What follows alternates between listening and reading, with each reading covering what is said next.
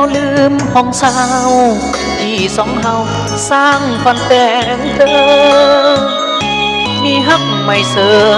มห้องเดิมเหลือเพียงภาพเก่า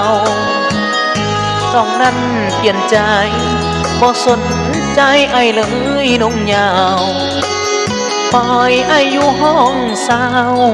ส่วนตัวเจ้านั่นไปหวังว่าตึบใหญ่คักดีหนุ่มเศรษฐีดีหลายกว่าเจ้าจึงรวมตัวเลยลืมตัวเปลี่ยนฮักอย่างงามเพื่อนห้องใหญ่โตงามอาโกเศรษฐีเงินคังลืมความฮักเก่าหลังไปบ่สั่งมาน้องนาตอนอยู่ห้องเศร้าเจ้าสัญญาบ่ปฏิกัน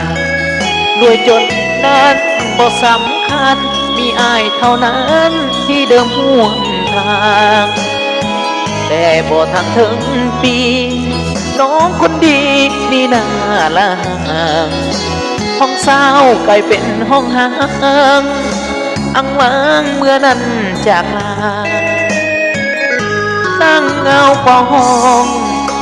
คอยตาหน่วงน้องห่วงคืนพูดนั่งพูดยืนเว้นหรือคืนบ่เห็นเจ้า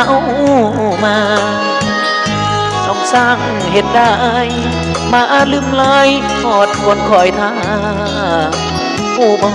คนคอยสีบ้ากระตือกระดาห้องเศร้ายังคอย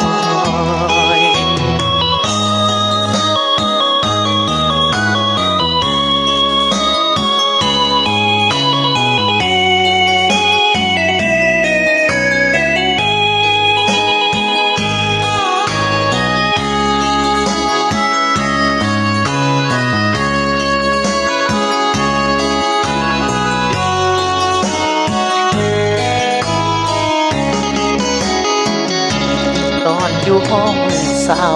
เจ้าสัญญาบ่ปาทิ้งกันรวยจนนั้น